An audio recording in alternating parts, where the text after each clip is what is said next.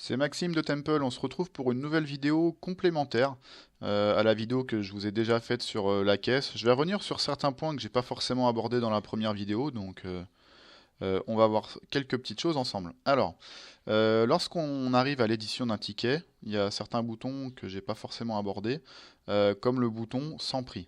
Donc, vous vous demandez sûrement à quoi ça sert. Quand vous cliquez dessus, en fait, vous voyez que ça fait disparaître toutes les informations liées au prix de vente sur le ticket de caisse. Donc ça va vous être utile pour, admettons, éditer un ticket d'une personne qui souhaite faire un cadeau à son ami et qui n'a pas envie forcément que son ami voit le prix de ce qu'il lui a acheté. Donc, c'est en cliquant sur sans prix que vous pouvez le masquer ou en recliquant dessus que vous pouvez le réafficher, tout simplement. Donc, pensez à cliquer dessus pour retirer le prix de vente affiché et ensuite cliquez sur l'imprimante pour le rééditer. Voilà, là vous verrez que ça va bien imprimer sans prix. Alors, autre chose à savoir, vous remarquerez que de base, quand vous arrivez sur un ticket, l'impression qui se déclenche, c'est l'impression de la petite imprimante ticket, voilà, qui vous affiche un ticket format ticket de caisse classique. Voilà. Par contre, si un jour vous avez un client qui vous demande une facture format A4, donc nous avons prévu une fonctionnalité pour ça, vous allez pouvoir l'obtenir en cliquant sur la grosse imprimante, l'icône en forme de grosse imprimante qui se trouve juste à côté. Et donc là, donc évidemment, on va changer d'imprimante pour partir sur une imprimante A4. On va sélectionner celle-ci. Voilà. Donc cette fois-ci, vous avez votre ticket de caisse, mais qui s'imprimera au format facture. Ça peut arriver de temps en temps un client qui vraiment veuille une édition type facture. Donc ça va vous mettre en haut à gauche, au niveau de vos informations à vous, euh, tout ce que vous avez renseigné en fait dans le paramétrage ticket. Donc ça, vous l'avez vu dans une autre vidéo. C'est tout ce qui apparaît en fait en haut de votre ticket de caisse habituellement. Ben là, en édition en format facture, on le fait apparaître en haut à gauche avec les informations qui vous concernent vous, le facturant. Ensuite, donc, vous auriez ici vu apparaître toutes les informations du client si vous les aviez renseignées sur le ticket. Donc si vraiment vous voulez que la facture soit bien nominative avec le client qui apparaisse, ses coordonnées, etc., pensez bien à renseigner votre fiche client quand vous faites la vente. Donc là, vous voyez que moi je ne l'ai pas fait, donc forcément c'est vide à ce niveau-là. Pour information, si lorsque vous éditez, votre facture ressemble à ça, vous voyez qu'il n'y a pas le fond en fait avec les carrés qui dessinent proprement le document, c'est que justement bah, vous n'avez pas cette case de cocher, donc option graphique d'arrière-plan. Donc là, quand vous sortez une facture, il faut que ce petit bouton soit coché pour que vous ayez un beau visuel pour votre document. On va revenir en caisse. Je voulais simplement revenir sur une petite astuce en caisse que vous ne connaissez pas forcément, qui consiste à calculer automatiquement le rendu espèce et en plus de ça, bah, bien le faire figurer sur le ticket pour que tout soit clair au niveau de ce que le client vous a remis en espèces et de ce que vous lui avez rendu. Donc, on va commencer par choisir un produit. Donc, on va prendre un produit lequel on va choisir. On va prendre celui-ci, voilà, qui fait 38,99. Donc, admettons que le client vous donne 50 euros en espèces. Donc, vous cliquez sur le mode de paiement espèces. Et en fait, tout simplement, vous allez écrire le montant réel que le client donne en espèces. Donc, s'il vous verse 50 euros, vous tapez 50. Immédiatement après, vous recliquez une nouvelle fois sur espèces, ce qui fait que ça va vous calculer une ligne de rendu en vous indiquant exactement la somme à rendre au client. Et en plus de ça, quand vous enregistrerez votre ticket, mais en fait le montant sera vraiment bien indiqué de ce qui a été versé en espèces et de ce que vous lui avez rendu. Donc une petite astuce pratique à connaître. Il y a ensuite un point que j'avais évoqué dans la précédente vidéo, c'était le fait de pouvoir rajouter des encaissements.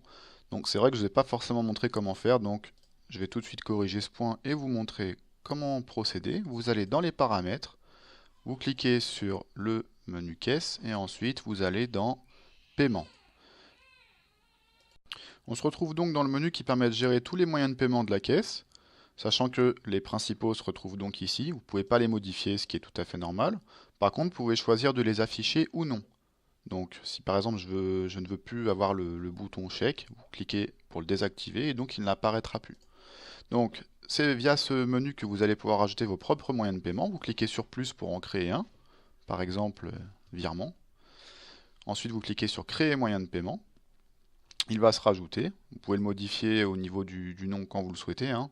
Vous pouvez décider plus tard aussi de le masquer de la même façon que les autres et vous pouvez le supprimer si un jour vous souhaitez plus l'utiliser. Donc là, j'en ai créé un nouveau pour vous montrer que ça fonctionne bien. On va aller en caisse et donc vous allez voir qu'une nouvelle case apparaît avec un bouton de paiement virement. Alors nous allons terminer avec certains menus qui viennent directement en complément de la caisse. Donc on a le menu avoir qui va tout simplement lister les avoirs que vous avez émis en caisse, sachant que on peut directement créer un avoir par cette page en indiquant le client et le montant directement. Voilà. Ensuite, on a un menu qui s'appelait chèque cadeau, donc on n'a pas forcément vu tout à l'heure, qui va simplement lister tous les chèques cadeaux que vous avez émis. Donc vous voyez le chèque cadeau qu'on avait créé dans la première vidéo, on le retrouve ici, hein. Voilà, au niveau des actions, on peut éditer un ticket si on souhaite le rééditer une nouvelle fois ou le supprimer si on ne veut plus l'utiliser. Et on peut également en créer un directement également par cette page. Alors par contre, concernant les avoirs, il y a une vidéo qui sera consacrée au sujet. C'est pas forcément par là que vous allez créer des avoirs pour des clients. Puisque la plupart du temps, en fait, les avoirs vont résulter d'un retour qui va être fait en caisse. Et là, il faut correctement passer l'opération au niveau de la caisse. Et ça, il y a une vidéo qui est consacrée au sujet. Je vous laisse directement la regarder. Nous allons maintenant terminer avec le menu journal. Donc le journal, c'est un menu qui va vous faire un récap très précis de ce qui a été vendu dans la journée. On a vraiment le détail de tous les produits vendus, de tous les détails des moyens de paiement qui ont été utilisés, de la TVA, etc. Donc c'est un petit peu comme si vous éditiez votre édition synthèse, on l'avait vu, hein, dans l'autre vidéo. Mais là c'est format A4 et c'est beaucoup plus complet. Donc c'est pas une obligation de l'imprimer puisque de toute façon tout est sauvegardé informatiquement. Mais après je sais que certains aiment bien quand même l'imprimer et garder une trace. Donc vous en avez la possibilité via le journal. Alors sachez que si je retourne sur une journée qui a déjà été clôturée, donc par exemple je vais retourner sur la journée du 21, je clique bien sur la petite loupe pour rafraîchir la page et aller sur la journée du 21 septembre. Donc j'ai une nouvelle petite icône qui apparaît en forme de flèche qui va me permettre de télécharger en fait le listing des ventes, des paiements et des logs. Les logs, c'est une trace de tout ce que vous avez fait dans la journée, à quelle heure vous avez imprimé tel ticket, à quelle heure vous avez enregistré, à quelle heure vous avez clôturé, etc. Donc ça peut servir surtout en cas de contrôle à donner tous les justificatifs de ce qui a été fait au niveau de vos encaissements.